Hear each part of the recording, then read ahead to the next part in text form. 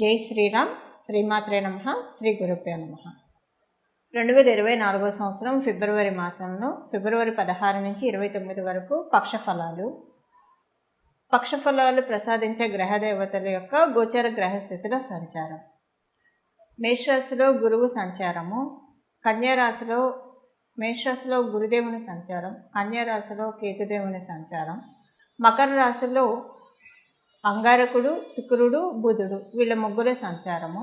20వ తారీఖు వరకు మకర రాశిలో ఉన్న బుధుడు 21వ తారీఖు నుంచి మకర రాశి నుంచి కుంభరాశిలోకి ప్రవేశము. కుంభరాశిలో రవి మరియు శనీశ్వరుని సంచారము. మీనరాశిలో రాహువు యొక్క సంచారము. ఈ గోచారంలో ఈ గ్రహ దేవతలు ఈ రాశుల్లో ఉండి సంచారాన్ని జరుపుతూ ఉన్నారు. ఈ సంచార దృష్ట్యా ద్వాదశ రాశుల వాళ్ళకి పక్షఫలాలు ఏ విధంగా ఉండబోతున్నాయి? ఈ పక్షఫలాలు ఈ వారం ఉన్న పక్షఫలాలకి ఒక చిన్న స్పెషల్ అంశం కూడా ఉంది. మొదట అది తెలుసుకొని తర్వాత పక్షఫలాన్ని చర్చిద్దాము. శనీశ్వరుడు, రవి, బుధుడు వీళ్ళ ముగ్గురు కలిసి 21వ తారీఖు నుంచి కుంభరాశిలో సంచారం చేస్తూ ఉన్నారు. రవి బుధుడు కలిసి కుంభరాశిలో సంచారము అంటే ఎప్పుడైనా సరే బుధుడు రవికి ఒక రాశి అటు ఇటు కలుస్తూ ఉంటాడు, మళ్ళీ వెనక్కి వెళ్తూ ఉంటాడు. అది జరుగుతూ ఉంటుంది. ముందు వెనక గడిలో కావచ్చు, లేదా వాళ్ళిద్దరు కలిసి ఉండడం మనం చాలా జాతకాల్లో చూస్తుంటాం. కాకపోతే ఆ కలిసి ఉండడం అనేది కొన్ని రాశిలో ఉన్నప్పుడు స్పెషల్ ఎఫెక్ట్ ఉంటుంది. బుధాదిత్య యోగం ఇప్పుడు వర్తించదు కానండి, వేరే కొన్ని మంచి రాశుల్లో అవి పడ్డప్పుడు బుధాదిత్య యోగం వర్తిస్తుంది. ఇప్పుడు బుధాదిత్య యోగం లిటరల్గా అప్లికేబిలిటీ లేకపోయినా ఇక్కడ ఒక స్పెషల్ అంశం ఏంటంటే కాలపురుషుడు కుండలిలోంచి లాభస్థానమైన కుంభరాశిలో వీళ్ళిద్దరూ సంచారం చేస్తూ ఉన్నారు. లాభస్థానమైన కుంభరాశిలో లాభాధిపతితో కూడి సంచారం చేస్తున్నారు. అంటే ఆ రాష్ట్రాధిపతి అయిన శనీశ్వరుడితోటి కూడి వీళ్ళిద్దరి సంచారం జరుగుతూ ఉంది. శనీశ్వరుడు ఈ రాశిలో ఉండి సంచారం అనేది చాలా మంచి ఫలితాన్ని, అంటే వీళ్ళిద్దరితోటి కూడి సంచారము మంచి ఫలితాన్ని ప్రసాదిస్తుంది. రవి శని కలిపి ఉన్న సంచారం గురించి మనం ఆల్రెడీ ఒక వీడియో చేసాము, అది ఒకసారి ఛానల్లో ఉంది చూడండి.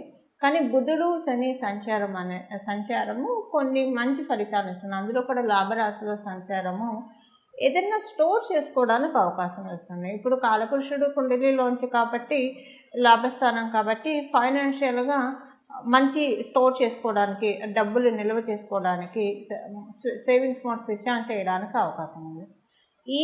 ఏ రాశుల వాళ్ళకి ఇది ఏ రకంగా లబ్ధికరంగా ఉంది ఆ విషయాలు మనం చూద్దాము. ఇప్పుడు మేషరాశి వాళ్ళకైతే కాలపురుషుడు కుండలిలోంచి అది ప్రథమ రాశి కాబట్టి ఇక్కడ సేవింగ్స్ మోడ్ స్విచ్ ఆన్ అవుతుంది. బట్ అన్ని రాశుల వాళ్ళకి అది ఏ స్థానం అవుతుంది, ఏ విషయాల్లో బెనిఫిట్స్ ఎక్కువగా పెరుగుతాయి, ఈ విషయాలు మనం చూద్దాము. అలాగే శని బుధుల సంచార రీత్యా ఈ పక్షం అంతా కూడా కొంత అంటే విద్యార్థిని కొన్ని విషయాల్లో కొన్ని అనుకూలతలు ఉంటాయి. ఏ విషయాల్లో మనం చూసుకుంటే కనుక ప్రత్యేకించి ఈ ఫైనాన్షియల్ ఫీల్డ్స్లో ఉన్న వాళ్ళందరికీ కూడా ఈ పక్షంలో మీరు ఏ రకమైన ఫైనాన్షియల్ డీలింగ్స్ చేస్తూ ఉన్నా సరే కొంత బెనిఫిట్స్ ఇప్పుడు బుధుడు మరియు శని వీరిద్దరూ కలిసి సంచారం చేయడం వల్ల అవకాశం ఉంది. అలాగే ఈ బెనిఫిట్స్తో పాటు కొంత మీకు ఏదైనా కనుక మెచ్యూరిటీ ల్యాక్ అయ్యి, అంటే కొన్నిసార్లు ఏ సిచ్యువేషన్లో ఎలా రియాక్ట్ అవ్వాలో తెలియక చాలామంది ఇబ్బంది పడుతూ ఉంటారు. అలాంటి స్థితిలో కనుక మీరు ఉంటే దానిలోంచి శని బుధులు ఇద్దరు కలిసి బయటకు లాక్కొస్తారు. అంటే బాగా మెచ్యూరిటీ లెవెల్స్ని పెంచుతారు. సో ఎక్కడ ఎలాగ స్పాంటేనియస్గా రియాక్ట్ అవ్వాలి, ఇలాంటి మెచ్యూరిటీ చాలా బాగా ఇస్తారు శని బుధులు ఇద్దరు కలిసి. ఇది జనరల్గా ఓవరాల్గా అందరికీ అప్లికేబుల్ అయ్యే పాయింట్స్. ఇక విడివిడిగా మీ రాశి వాళ్ళకి ఎలా ఉంది ఈ పక్షంలో, ఎస్పెషల్లీ శని బుధులు కుంభరాశిలో సంచారము మీ రాశి వాళ్ళకి, అంటే మిగతా ప్లానెట్స్ కూడా మనం తీసుకున్నాము కన్సిడరేషన్లోకి, బట్ ఈ శని బుధుల సంచారము మీ రాశి వాళ్ళకి ఎలాంటి ఫలితాన్ని ఇస్తుంది ఆ విషయాలు మనం ఎప్పుడు తెలుసుకుందాం. వృశ్చిక రాశి వాళ్ళకి ఈ పక్షంలో ఇంట్లో కొంత సేవింగ్స్ గురించి డిస్కషన్స్ ఎక్కువగా అవుతాయి, లేదా మీరైనా ఆలోచిస్తారు ఏం చేస్తే సేవింగ్స్ చేయడానికి అవకాశం ఉంటుంది, ఏం చేస్తే నేను ఒక మంచి ఇల్లు కట్టుకోగలుగుతాను, లేదా ఒక భూమి కొనుక్కుంటాను, లేదా ఫార్మింగ్ ల్యాండ్ కొనుక్కుంటాను. ఇలాంటి ఆలోచనలు ఎక్కువ అవుతాయి. ఒక వెహికల్ అయితే కొనుక్కోవడానికి బీజం పడుతుంది, వెహికల్ అయితే కొంటారు. పిల్లలకి సంబంధించిన ఫ్యూచర్ విషయంలో ఎస్పెషల్లీ ఆలోచన ఎక్కువగా ఉంటుంది. ఏం చేస్తే పిల్లల ప్రోగ్రెషన్కి బాగుంటుంది, ఇలాంటి ఆలోచనలు ఎక్కువగా ఉంటాయి. ఒకవేళ మీరు వృశ్చిక రాశిలో పుట్టి మీరు విద్యార్థినులు కనుక అయితే డెఫినెట్గా మీరు అంటే విద్యార్థులు అంటే నా ఉద్దేశం హయ్యర్ ఎడ్యుకేషన్ చదివే విద్యార్థులు, మరి చిన్న స్కూలింగ్ లెవెల్లో ఉన్నవాళ్ళు కాదు.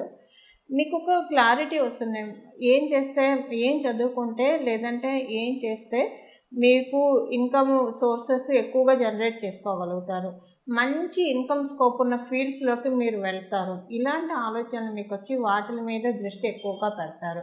ఇది ఉన్నత విద్యలు చదివే విద్యార్థులు. బట్ అందరికీ కూడా ఈ ఆలోచన వస్తుంది. వృశ్చిక రాశిలో పుట్టిన వాళ్ళందరికీ కూడా ఏం చేస్తే మీ ఇన్కమ్ చాలా బాగా, ఇన్కమ్ సోర్సెస్ని బాగా జనరేట్ చేసుకోవచ్చు. అలాంటి ఆలోచనను, దానికి సంబంధించిన విధంగా మీ స్టెప్స్, దానికి సంబంధించిన ప్రాక్టికల్గా మీరు చేయాల్సిన విషయాలు, అంటే ఆచరణలో పెట్టాల్సిన విషయాలు, నేర్చుకోవాల్సిన విషయాలు, ఇలాంటి వాటన్నిటి మీద శ్రద్ధ, దృష్టి ఎక్కువగా ఉంటుంది. టోటల్గా ఒక మాటలో చెప్పాలంటే మీ ఫ్యూచర్ గురించి, మీ ఫ్యామిలీలో ఉన్న వాళ్ళ ఫ్యూచర్ ప్రోగ్రెషన్ గురించి దృష్టి ఎక్కువగా పెడతారు. మీ మీద మిమ్మల్ని మీరు ఎక్కువగా కాన్సన్ట్రేటెడ్గా చేసుకుంటారు. కాన్సన్ట్రేటెడ్గా ఉండడం వల్ల రాబోయే రోజుల్లో చాలా అనుకూలమైన ఫలితాలను మీరు చూస్తారు. ఇవి ఈ పక్షం యొక్క ఫలితాలు వృశ్చిక రాశిలో పుట్టిన వాళ్ళకి. ఈ పక్షంలో చేసుకోవాల్సిన పరిహారము, శని బుధులు కుంభరాశిలో కలిసి ట్రావెల్ చేస్తూ ఉన్నారు, చాలా మంచిది. అంటే మళ్ళీ శనీశ్వరుడు కుంభరాశిలో ఉన్నప్పుడే బుద్ధ భగవానుడితో కూడిన ట్రావెల్ జరుగుతుంది. ఇక్కడ సూర్యనారాయణ మూర్తితోటి కూడా కూడిన ట్రావెల్. కానీ మళ్ళీ ఇది తప్పిపోతే కనుక, అంటే శనీశ్వరుడు కుంభరాశిలోంచి మీనరాశిలోకి వెళ్ళిపోతే మళ్ళీ ఆయన ఇక్కడికి రావడానికి 30 సంవత్సరాలు పడుతుంది. ఇప్పుడు కాలబలం చాలా బాగా ఉందండి. దీన్ని బాగా యూటిలైజ్ చేసుకోవాలి మనం అందరం కూడా. దీన్ని ఎలా యూటిలైజ్ చేసుకుంటాము? అందరం కూడా సహజంగా బాధపడే విషయము సేవింగ్స్ ఉండట్లేదు అన్న బాధ ఎక్కువగా ఉంటుంది అందరికీ. ఈ సేవింగ్స్ మోడ్ స్విచ్ ఆన్ చేసే సమయంలోకి ఇప్పుడు అందరూ కూడా వచ్చారు. ఎందుకంటే కాలపురుషుడు కుండలిలోంచి సహజ లాభస్థానం కాబట్టి.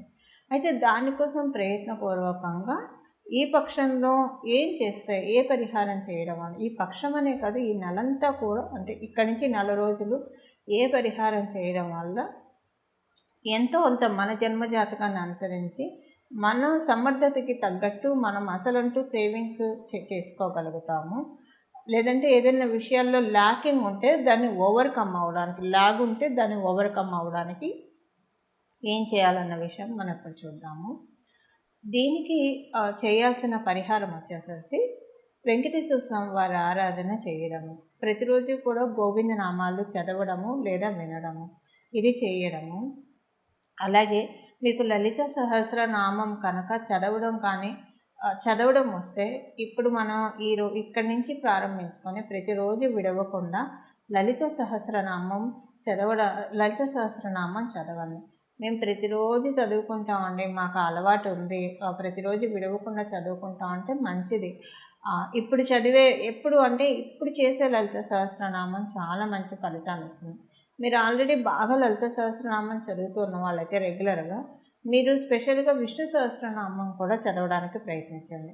లలిత విష్ణు 2 చేసుకోవచ్చు అందరూ కూడా. ప్రత్యేకించి రెగ్యులర్గా లలిత సహస్రనామం చదివే ప్రాక్టీస్ ఉన్నవాళ్ళు ఇప్పుడు విష్ణు సహస్రనామాన్ని కూడా చదవండి.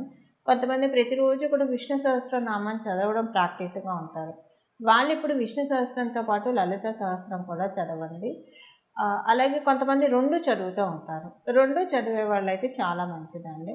ఇప్పుడు మీరు చేసే ఈ పూజలు ఏవైతే ఉన్నాయో ఈ స్తోత్ర పారాయణాల ఫలితాలు త్వరలోనే మీకు రిజల్ట్స్ ఇవ్వబోతున్నాయని అర్థం. ఈ 2 చదివే అలవాటు లేని వాళ్ళు రెండిట్లో ఏదో ఒకటి చదవండి. ఇద్దరు లలిత అన్న చదవండి లేదా విష్ణు అన్న చదవండి. రెండిట్లో మీకు ఏది వీలుంటే అది చదవండి. లేదు చదవడం మాకు చేత కాదు అని అనుకున్నప్పుడు కనీసం దృష్టి పెట్టి వినడానికి ప్రయత్నించండి. మొత్తం లలిత సహస్రనామం అంటే మొత్తం మీ అటెన్షన్ అంతా ఆ ఆడియో మీదే ఉండాలి, కానీ వేరే చోట ఉండకుండా చూసుకోండి. ఒకవేళ మీరు విష్ణు సహస్రనామం వింటూ ఉంటే మీ అటెన్షన్ అంతా ఆ ఆడియో మీదే ఉండాలి, కానీ వేరే చోట వెళ్ళకుండా చూసుకోండి. ఈ పరిహారం చేసుకోండి. కాలపురుషుడే కుండలి అనుసరించి కొన్ని యోగాలు ఉన్నాయి, ఆ యోగాన్ని ఒడిసి పట్టుకోవడానికి ప్రయత్నించండి. మంగళం. నమో భగవతే వాసుదేవాయ.